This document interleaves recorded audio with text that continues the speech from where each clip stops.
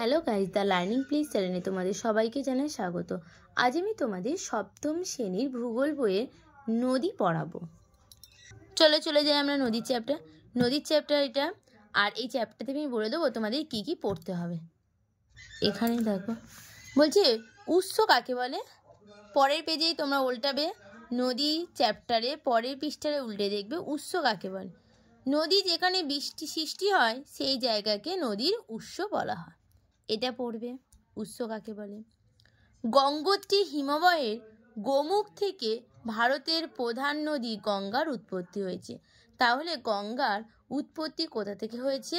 গঙ্গোত্রী হিমবাহের গোমুখ থেকে ভারতের প্রধান নদী গঙ্গার উৎপত্তি হয়েছে। এটা পড়বে।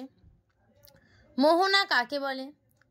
নদী কোনো সাগর, উপসাগর, হ্রদ, জলাশয় বা অন্য কোনো নদীতে গিয়ে মেশে সেই জায়গাকে মোহনা বলে। মোহনা কাকে বলে পড়বে। এবার চলে যাও পরের পৃষ্ঠারে।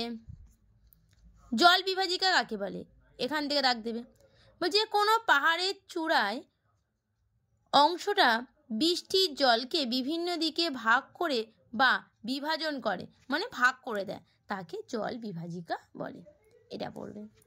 পরের পৃষ্ঠারে চলে যাও। উপনদী কাকে বলে?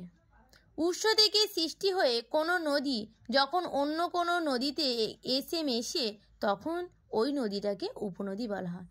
উপনদীর উদাহরণ কি?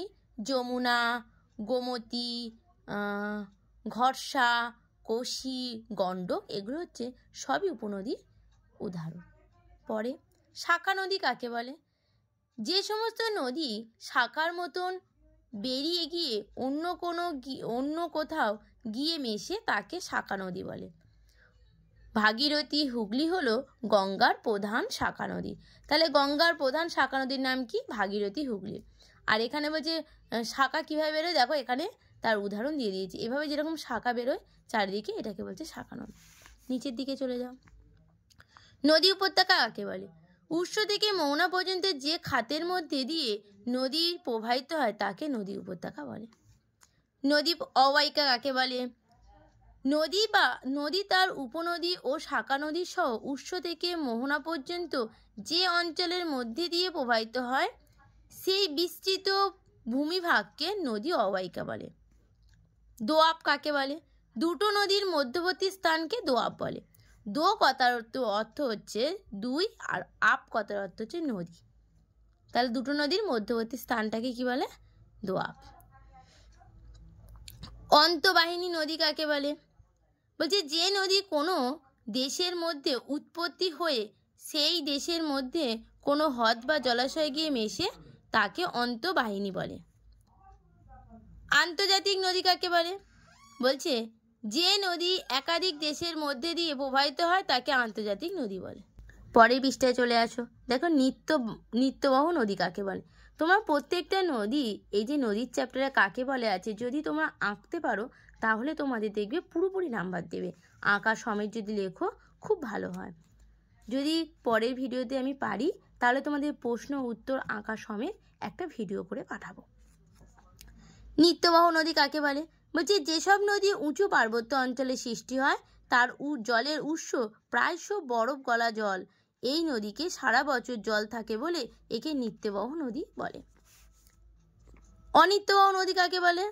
বলছে মালভূমি বা অন্য কোনো কম উঁচু জায়গায় সৃষ্টি হওয়ায় নদীগুলো জলের উৎস সাধারণত বৃষ্টির জল। এই কারণেই শুধুমাত্র বর্ষাকাল ছাড়া সারা বছর এই নদীগুলোতে জল প্রায় থাকে না, তাই একে অনিত্যবাহ নদী বলে। পরের পৃষ্ঠায় চলে আসো। দেখো ক্ষয়কাজ কাকে বলে?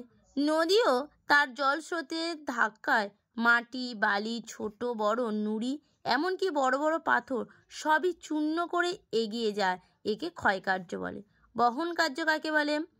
বলছে নুড়ি, কাকর, বালি, পলি সবই নদীর স্রোতের সঙ্গে উঁচু থেকে নিচু অঞ্চলের দিকে বয়ে যায়, এই রকম নদীকে বহন কার্য বলে। সঞ্চয় কার্য কাকে বলে? বলছে এই সব পদার্থগুলো নদীর পাশে বা নদীর খাতের মধ্যে জমা হতে থাকে, একে সঞ্চয় কার্য বলে। এগুলো তোমরা পড়বে। পরের পৃষ্ঠায় চলে যাও। পরের পৃষ্ঠায় কিছু নেই। পরের পৃষ্ঠায় দেখো বলছে উচ্চ প্রবাহ কাকে বলে?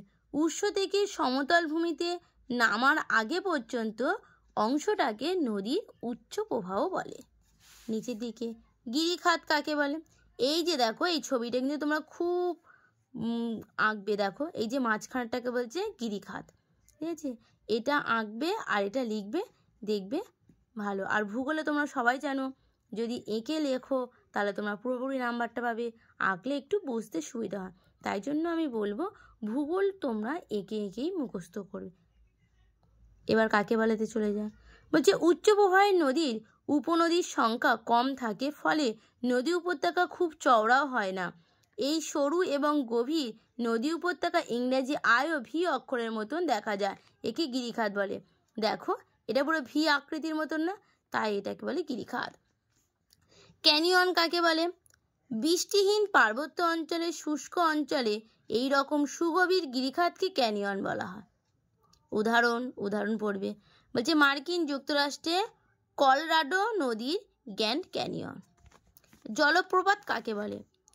নদীর গতিপথে শক্ত আর নরম পাথর অনুভূতিকভাবে থাকলে নদীর নরম পাথরকে বেশি ক্ষয় করে, ফলে শক্ত এবং নরম পাথরের মধ্যে ধাপের সৃষ্টি হয় আর নদী শক্ত পাথরের ওপর থেকে নিচে ঝাঁপিয়ে পড়ে, একে জলপ্রপাত বলে। বা জলপ্রপাত সৃষ্টি হয় কীভাবে, এটারও ছবি দেবে। পরে চলে যাও, দেখো বলছে অশ্বক্ষুরাকৃতি কাকে বলে? এটাও ছবি।